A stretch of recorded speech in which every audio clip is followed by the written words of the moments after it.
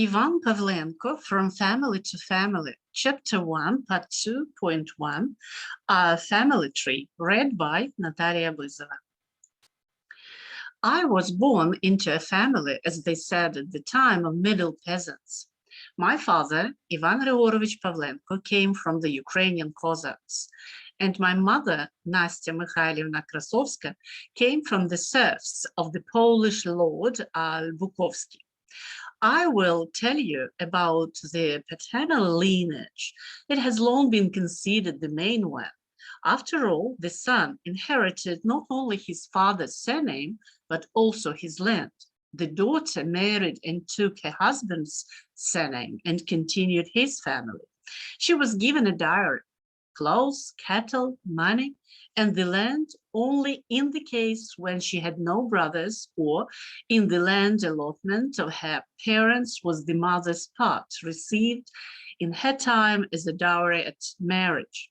Of course, there were deviations depending on the will of the parents.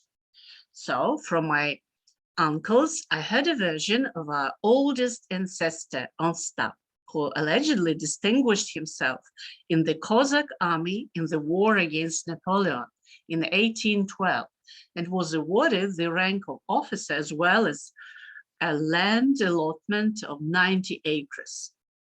He married a rich young lady from Pisky. She was tall, thin, and sharp-nosed. Ostap built a summer house for her in the valley in the Kut tract, laid out a garden and planted an apiary.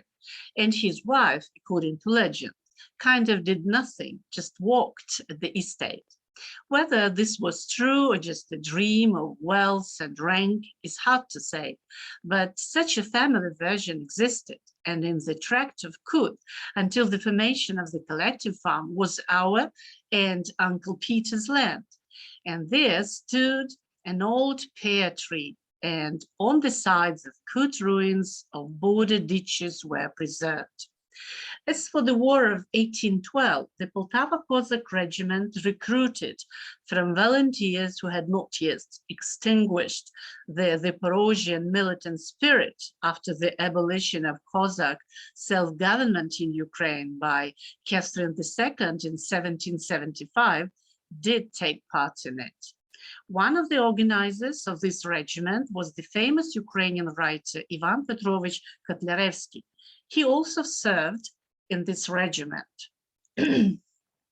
From generation to generation, from parents to sons, passed an expensive relic of our family, the Cossack sword, which, according to one version, allegedly belonged to Ostap, and according to another, to his grandson Ivan. It was cared for and proud of, but during the Civil War, the Makhnovists entered the village, they walked through the houses and took the sword that hung in the closet of my grandfather Grigory Ivanovich Pavlenko. It is not known how many sons or daughters Ostap had, but one of them was called Grigory or Mikhailo. Here the memories of the uncles were different. His yard with a large garden was located near Bondarivshina. Grigory had two sons, the eldest Ivan and the youngest Mikita. No information was received about the daughters. From the elder Ivan, our further family tree grew up. Information about my great-grandfather Ivan is already more probable and interesting. He was of medium height, but shouldered and strong. He took part in the war with the Turks and returned home not alone, but with a Turkish woman. Her name has not reached us. We only know that she was black-haired. Whether it really was a Turk woman or just a bride brought from Odessa, there is no exact evidence. However, the father did not like his son's prank, and he deprived him of land. He gave most and best of it to his younger son, Mikita, with whom he remained to live to old age. And Ivan and his Turkish wife were given the ground in front of his yard. There they built a house. Ivan and the Turk woman had three sons, the eldest Ivan, the middle Grigory, my grandfather, and the youngest Yevdokim, as well as two daughters, Litka and Marusia. When the sons got married, the three sons received 12 acres of land from their father. In 1906, the eldest son, Ivan, moved, as they said then, to the Amur in the Zeleny Kut.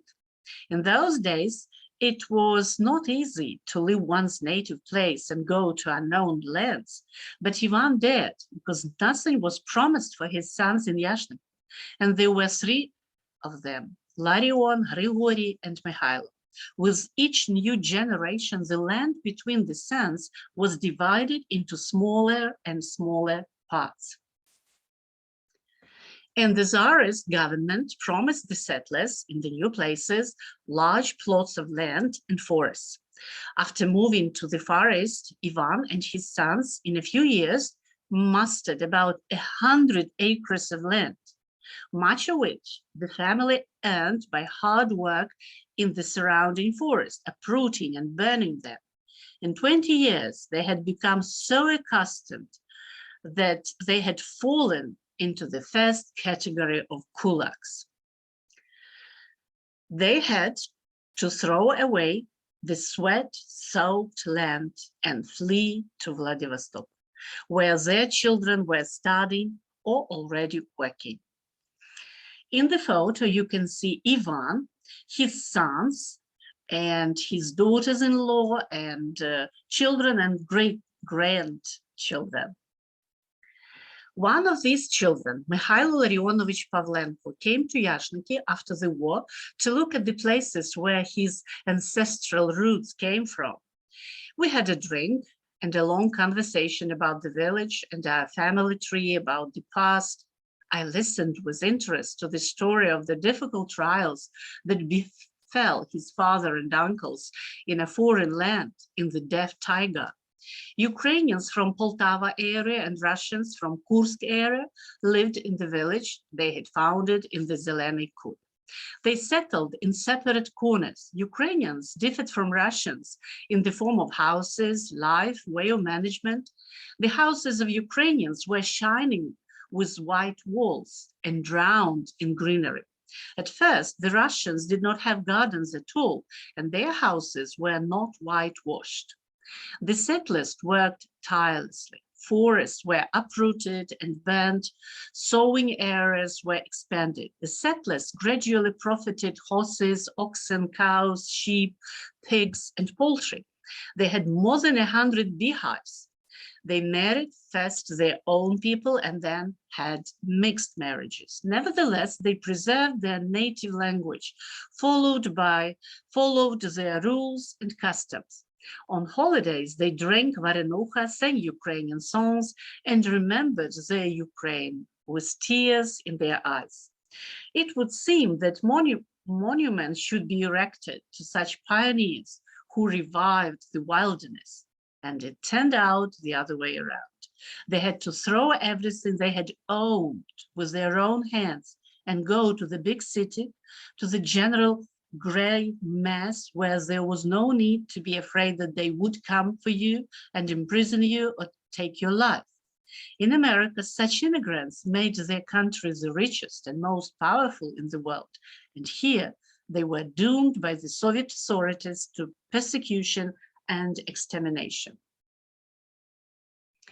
After the elder brother Ivan left with his sons for the Amur, his land went to his younger brothers, Grigory, my grandfather, and Yevdokim, apparently for some contractual amount of money.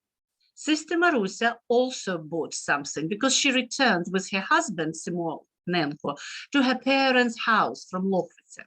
However, they did not live there long, and in the 20s, they moved to Lokhvitsa again. The old house was also taken there, and in that place, Trochim Zinchenko Lobato with his wife Kilina built his house. The Simonenkos had three sons, Vasil, Grigory, and Viktor. Vasil was tall, slender, and inflammatory. In hot times, history either glorifies or breaks them. I do not know exactly what social injustice pushed him, a young man, to fight against the new government. After his father's death, he remained the eldest in the family. His mother was ill. They lived in poverty. One day, armed broad arms, entered the house and began to dig out the last grain. His mother refused, and she was beaten. Vasily rushed to her defense, and she was immediately arrested. But he escaped from custody and found himself in the woods in the gang of the then famous Klitka. And when the former was defeated, Vasily organized his own group, but it did not last long. In 1923, having taken away Prokhorenko's best horses and sleighs at night, Vasily Simonenko disappeared without a trace. No more information was had of him. Not to mention, this paternal cousin means to paint our history only with monochromatic paint. No, not all the peasants humbly bowed their heads and bowed their backs before the omnipotence of the swear language and the gun. There were those whose backs did not bend.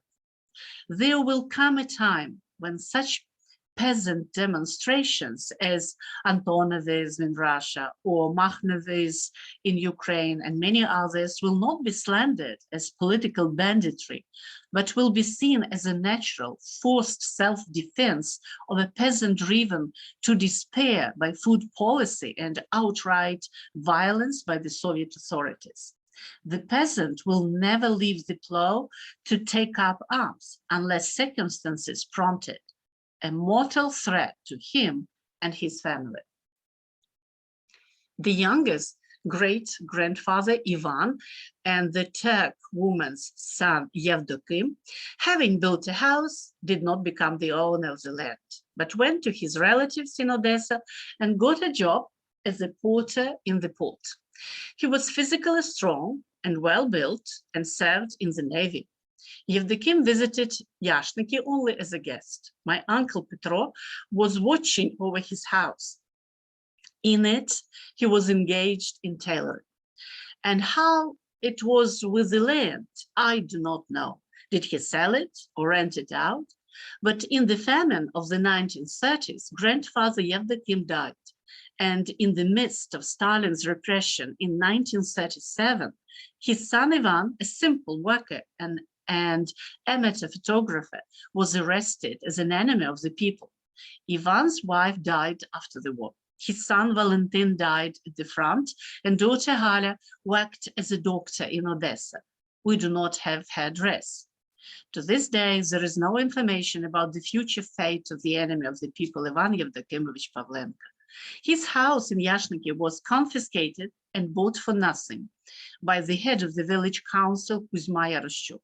And after the war, it was sold for demolition by Yaroshchuk's son-in-law, Andrei Andreevich Romanenko. Galka Pryachicha built a house on that place, so tragically broke the ancestral shoot of grandfather Yevdokim. And with him, the family of our great-grandmother, a Turk woman who had been born in Odessa, remained unknown. In the photo, this is Yevdokim's wife, Yevdokim's son Ivan, and Yevdokim's brother Grigory. Now, I will tell you about my grandfather Grigory, whose descendants were probably the luckiest in the cold Leninist, Stalinist times. They all survived and became the most numerous in the Shevchenko family. Grandfather Grigory was tall, slender, black-haired. To this day, a photograph has been preserved showing two chubby, bearded men, participants in the Russian-Japanese War of 1904-1905, my grandfather and his friend Ivan Pavlenko, who lived at the end of Mihail area near the Domashenko. I knew him well. He once taught me a lesson that I remembered for the rest of my life. I was a young man then, in the summer of 1946, and we stacked collective farm hay in haycocks on the island. There were 4 or 5 of us. We served hay for a haycock, and then the old man Ivan finished making it. He sent me to cut down tree branches.